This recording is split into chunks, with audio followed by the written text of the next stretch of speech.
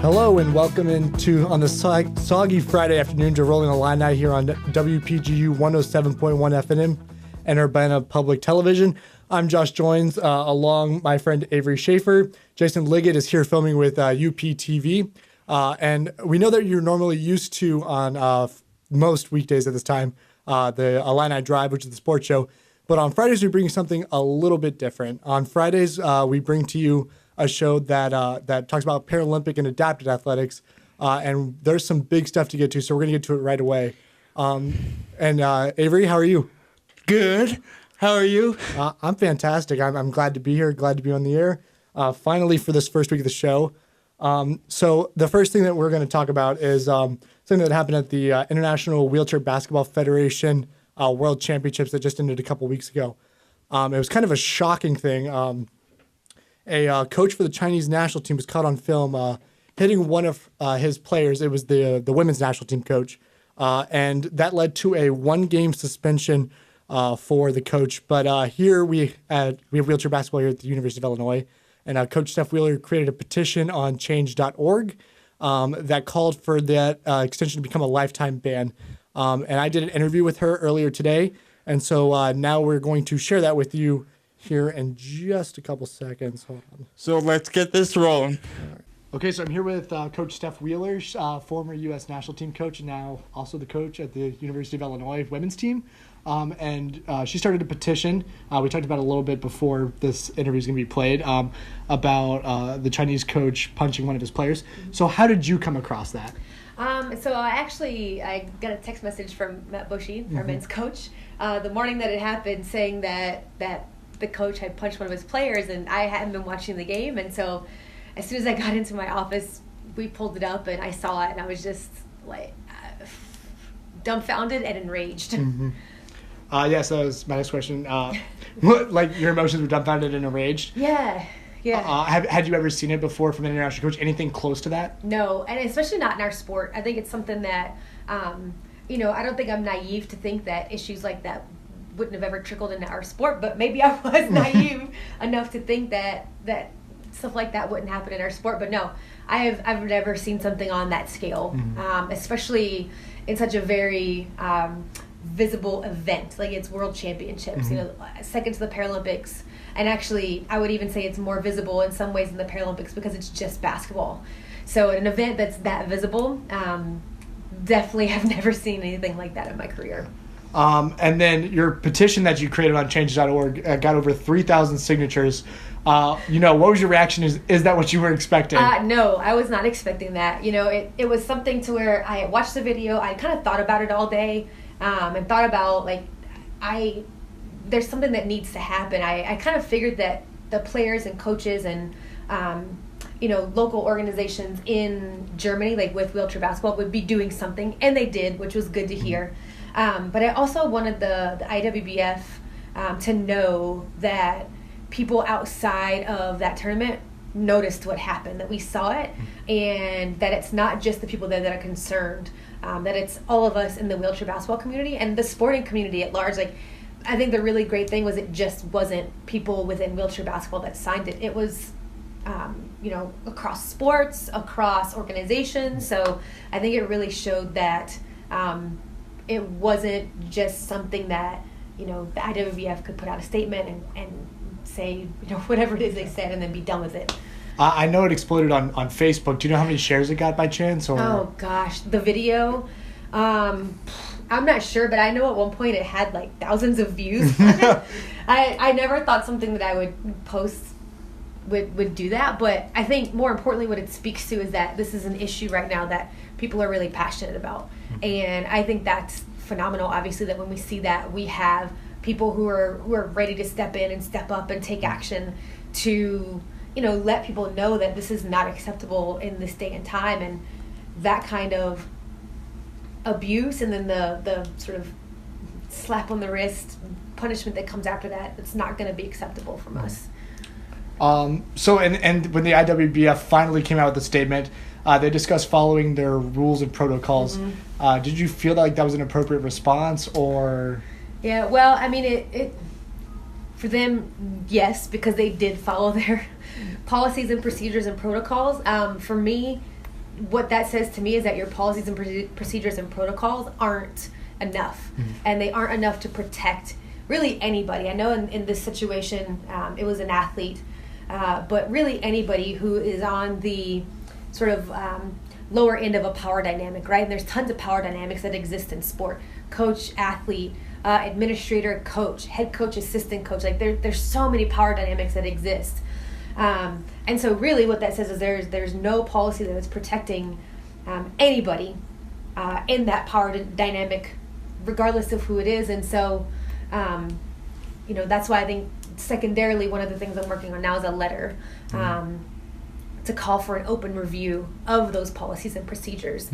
Because if and I say when this happens again, because again, we're not immune to this. We see sports all the time on the able-bodied side to where stuff like this happens. There's a policy and procedure put in place, and then it happens again, regardless of that policy and procedure. So that, if or when this happens again, proper policies and procedures are in place to protect the individual that has been abused, rather than sort of to protect the person who was the abuser. Okay. For sure. Would you be interested in being in a committee if it came to that, or being a part of that process? Absolutely. I mean, I will readily admit that policy and procedure is not my strong point. I am a coach, and not saying that I, certainly couldn't give some great information to that. I would be more than happy to be involved with that. And I think there's some model policies and procedures out there that could be taken a look at and say, okay, these are some really great ones that protect the person being abused. And what I will also say is that also gives due process to the abuser, for lack of a better term, right? Like, I think that's something that we need to keep in mind too, right? So I'm certain that there are policies and procedures out there that represent that. And so taking a look at those and giving the feedback that needs to be given, and then really taking a look at what we have now as a policy in the IWBF and saying, okay, is this enough? Is this good enough? And is this what's going to protect us if this happens again? Absolutely. All right, last question. Yeah. So as the coach at the U of I, how have you talked about this with your team, and what lessons have you brought from it to them? Yeah, that's a great question. It's going to be something we talk about. We've just started practice this past week, so there hasn't been a ton of time to get into this, but this is certainly something that I will bring up with them, because I think what our student athletes should know, both our male and female student athletes, is that in no way, shape, or form should they ever take being abused by any coach, whether it's here, when they leave us, before they got here. Like, they should know what abuse looks like, because sometimes things that are abusive aren't what we imagine them to be, right? And so I think that they should understand those things and understand that they have the power to use their voice. I think this is a really great example of, the power of speaking up and why it's important, and that it's not necessarily speaking for that individual that was hit because she has her own voice. She certainly has an opportunity to use her voice, but it's knowing that when you see something wrong, it's our responsibility to step in and do something about it. Awesome. Thank you so much for your time, Coach. Thanks, Josh. Yep. All right, and we're back, and that's some powerful things from Coach Wheeler. I'm glad that a coach at the U of I, like her, got involved with that. So what's your take, Avery? It definitely is the responsibility of wheelchair athletes and coaches to, for lack of a better term, coach the public on how to view that community, and that is what the show is all about. Yeah, for sure. And one of the things that kind of got lost in here is the cultural differences between us and China, and that doesn't make it acceptable at all. But that was something that I think Coach Wheeler did a good job of kind of mitigating with, and she talks about in her interview. The original petition called for his total banishment from the sport, but now she's kind of turning to the International Wheelchair Basketball Federation, or the IWBF, for rules and regulation changes. And the fact that she's readily available and wants to be a part of that process is just so important. and is a great thing, both for the sport, and she's a great ambassador for the sport. One of the things that I don't think we talked about, for those that don't know Coach Wheeler, is that she was the U.S. Women's Paralympic coach for wheelchair basketball in 2012 and 2016, when the women's teams both won gold, and she was an athlete in 2008. So she's one of the most experienced people at the international level, and is a good person to get that into that. But now we're going to kind of rotate from controversy into what actually happened at the World Championships. And so we talked to Emily Oberst, but I'm going to let Avery introduce Emily. Okay, Emily is a cancer survivor who, from what I could tell, used basketball as a sort of healing agent to help her get past the obstacles associated with that. She also is a 4.5 level player, meaning that she is the most able-bodied type of athlete able to compete, which to me is a sort of motif that the most able-bodied person had to deal with this obstacle and successfully overcame it. Yeah, so something that you'll learn about me as we go along and as we introduce ourselves towards the end of the program is that I play wheelchair basketball. I'm on the men's team here, and had the opportunity to get to know Emily a little bit throughout my high school career, because high school teams in wheelchair basketball are co-ed, and she was a fantastic player. Just started her career at the University of Alabama, which has another program, and then transferred here. It was a great pickup for us. And so, yeah, so Ryan, who was on the show last year, interviewed Emily. He was unable to be here. He was supposed to be here, but the weather did not allow him to be here. And so we're going to talk a little bit about that. She is a member of the U.S. national team, like I said, that competed in Hamburg, Germany at the World Championship Games. And the Team USA, the women's team, finished sixth, which was kind of underwhelming after their gold medal finish in 2016. And so on that, she said that they were disappointed. She said there were kind of lower expectations set on the team, and the players were out to prove those wrong. This is a very, very young roster. It was a roster that had a couple of high school players on it, and only had 2 players return from that Paralympic run in 2016. A lesson to be learned here is that unlike able-bodied sports, Paralympic sports has the power to emphasize ability.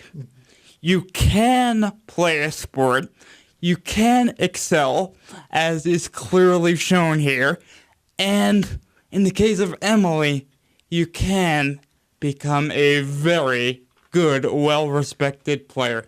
Absolutely. And here's some stats we wanted to run through that I found out about earlier. 13 Illinois alumni played at the World Championship Games, which is the highest number of any university that I think. And 4 current players and coaches played for various teams. We had Caitlin Eden, who is an assistant coach on the women's team here. She played for Team USA. Allie Evans is a freshman here. She played for Team USA, as we've talked about, Emily Oberst. And then Ben Moracek, a freshman here at the U of I on the men's team, played for Team Canada. Team Canada finished 12th out of 16 in the country. And then talking a little bit about what happened in the championship games. Team Great Britain on the men's side defeated a very talented and very experienced Team USA.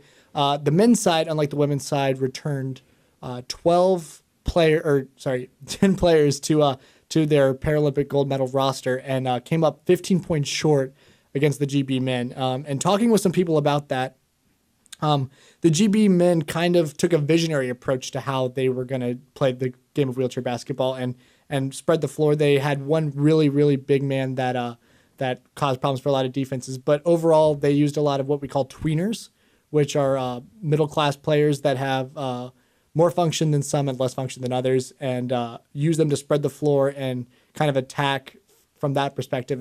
And another thing is that they actually played Team USA in the the pool play, and that really, to some sources, felt like that was a win for GB because they got to see us before the gold medal game, and that's why they defeated us.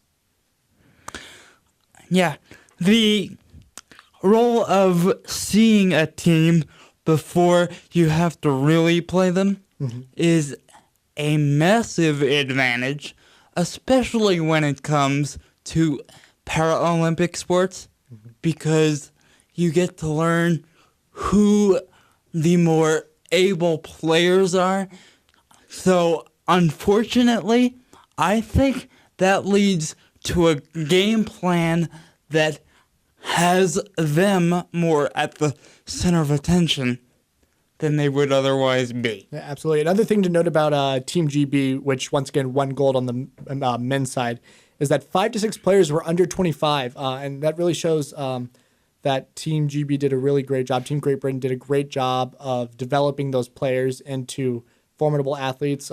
It's something the U.S. is still trying to work out, but we're getting there. Other things to note is that the U.S. men shot poorly in the gold medal game, and that's ultimately why they lost. The funny thing about basketball is that when you don't shoot well, you tend to not win games, and so that's what the difference was in that game.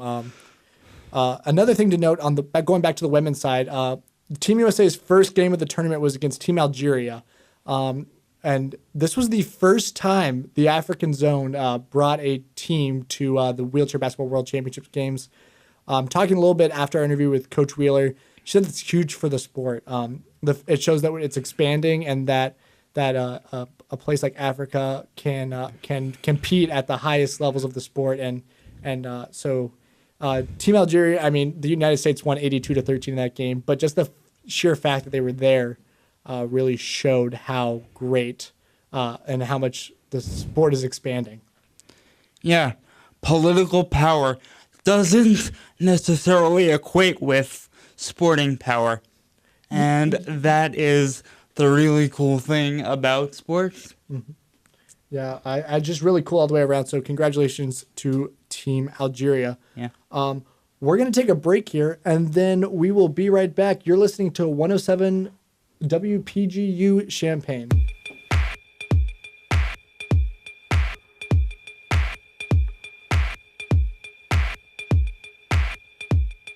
And we're back with you here on Rollin Illini. It is now time to talk a little bit about the Berlin Marathon that's upcoming. We have a lot of athletes that from the U of I and from other places that are heading up there to compete in the wheelchair race. Ryan, who's not here, but was telling us about this, that Abbott, which is the organization that does video programming for the World Marathon Organization, was on the U of I campus at Dres, which is where the track and field group does their training. And they were doing some filming. And so I was just wondering, what do you think that they were filming for? They could have possibly been filming to increase publicity for the event. But more than that, I think, like with a lot of other Paralympic sports, not as many people know about wheelchair track racing. So just getting it out there and making it known is as important as the actual event itself. Yeah, and here at the U of I, we're really lucky because, like I said, we have the Paralympic training facility for track and field here. So every day there's athletes, great para-athletes from track and field that train here. And one of those is Tatiana McFadden. Tatiana McFadden has won countless number of medals at the Paralympics and track events. She also won all 4 major marathons a couple years ago, and is a real powerhouse in the sport and is one that many people know about. She's sponsored by Coca-Cola and BMW, and so I bet that a lot of the Abbott filming had to do with her. I think she posted this on social media, but I saw this somewhere that they were showing her this workout that's that's basically the stairway, and they tie them up by their legs and they're forced to walk up the stairs on their hands, up and down. It's usually 3 sets of 10, and that sounds pretty easy, but watching the guys from Abbott try to do it was a lot of fun. It's it's a really hard workout, and I think Tatiana and the track people had a good time showing them that. Yeah, it was very enlightening to see able-bodied people try to do a Paralympic workout. It just shows you how hard and how difficult it is. And these people still do it. It's unbelievable. I mean, it's that type of workout's not really different. The basketball team lifts 3 times a week, and really the only difference is that we do actually skip leg day. Leg day is not a thing. We really focus on our upper body, which is what that workout, the staircase, does. But those track people work out all the time. They lift 3 times a week and are on the road all the time. And so the Berlin Marathon is something we're going to talk a lot more about next week. But for this week, it's important to note that Tatiana will be there, Suzanne will be there, a lot of really great athletes, and we're excited to have Ryan on the show next week to discuss who he thinks will win the marathon and that stuff. But it's good to have that exposure, and we're glad that Abbott was on our campus to bring light to our athletes, to the Paralympic movement, and to the sport. Oh, definitely. All right. So now's the time where we get to talk about ourselves. It's kind of weird. We got an entirely new crew this year on the Rollin Illini, and only some of us are this week. We're gonna have 4. Zaid's out this week, and Ryan's out this week. But I'm gonna let Avery go first. So Avery, tell us a little bit about yourself. So, how I got into journalism is that I was sitting on the couch watching Yankee games. I'm from New York originally. While my friends were out playing t-ball, I obviously couldn't play in the conventional manner anyway. So I, after a while, started commenting on what I was seeing. One of my friends one day came over, listened to me, and said, "You're using a different voice. Why don't you train that?" So I recorded. Sure enough, I agree with him, and here I am. That's awesome. You said you're from New York. So what were your passions growing up? Sports. Sports? Did you? Yeah. And also, I'm a big movie guy. Oh, what's your favorite movie? Favorite sports movie is Field of Dreams. Ooh. Favorite movie is probably The Enigma. I think The Blind Side's probably a better sports movie, but that's just my opinion. Yeah. Just my opinion. You know what? Both of us on the show have a disability. So what was, something that your disability taught you growing up, and what did you learn from it, and how did it make you stronger? That is a excellent question. Actually, it took me several years to even acknowledge the fact that I had it, because people treated me so well and looked up to me. I come from a high school that had 600 people in it, so everyone knew me and constantly asked me, "You have a disability. How are you doing this?" I'm like, it's natural. It's me. I'm more than the container I sit in, Yeah. And for those of you that are not watching on Urbana Public Television, Avery's in a power chair. So what is something that's kind of more difficult that people wouldn't normally expect from somebody who has to use a power chair to get around? Manual dexterity type stuff is really difficult. I can't type, but I can talk, as you can hear. So that's why I want to make a career out of this. Absolutely. Anything else you got? Yeah. The night I was accepted, February 4th, at 8:06 p.m. Wow, you know the exact time? Yes. I was actually watching the Duke, South Carolina basketball game that night, and Luke Kennard has had just sunk the game-winning 3 when I got the call, which was very symbolic for me. Are you a Duke fan? No, not anymore. Not anymore. ILL. Oh, yeah. I. Oh, yeah. A bit of delay there. Yeah. I didn't know if you were a Duke fan. You can have multiple allegiances. That's a great story. What's your favorite Illinois sport? The sport that I've watched the most is either basketball or college baseball. College baseball. Brent Spillane, who just got drafted by the Cincinnati Reds, is unbelievable. He just left this year, but watching him and Joey Gerber, our closer, go to work was just something to behold. Yeah, you were right about that.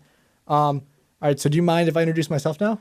Of course. All right. So as you guys have been listening, my name is Josh. I am a sophomore in journalism. I'm originally from Atlanta, which is a long way away and a lot warmer a lot of the year. But I went to a school with 2,000 people, got involved in journalism in high school at a summer program, and then joined my newspaper in my high school where I wrote a paper called Chokelanta, where I got to chronicle all the times that Atlanta sports teams came oh so close and yet so far away from a championship. And that one won an award, and then I was hooked for life. One of the things that I've mentioned, but I'll go further into detail in, is I played wheelchair basketball. I've been playing since the 7th grade. And the reason I started so late is actually kind of the same reason for Avery. I walk with the help of leg braces, and have walked the majority of my life, and I am very, very fortunate that I am able to walk. Because a lot of people with my disability are not able to do that. But I kind of see that as a opportunity to be an advocate, because, like I said, I get the best of both worlds.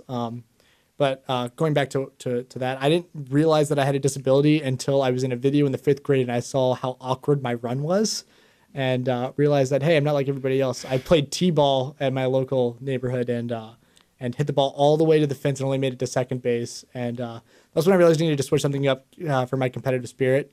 I started on a local team and then kind of got bored with that and found a team that travels around the country, kind of like an AAU team, and fell in love with it.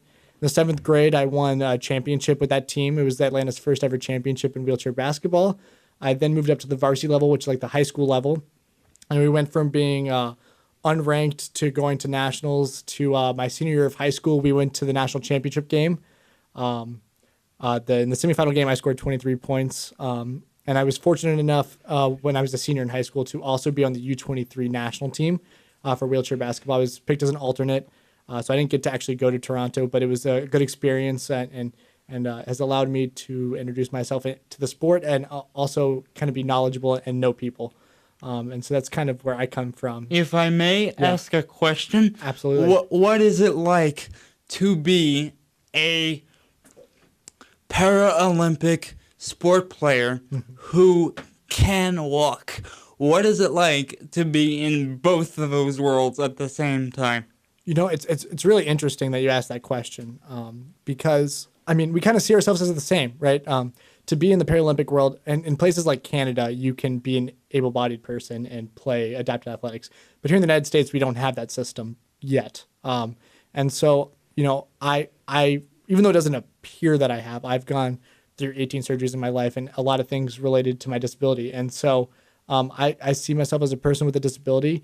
And, you know, despite the fact that I can walk, I still go through struggles.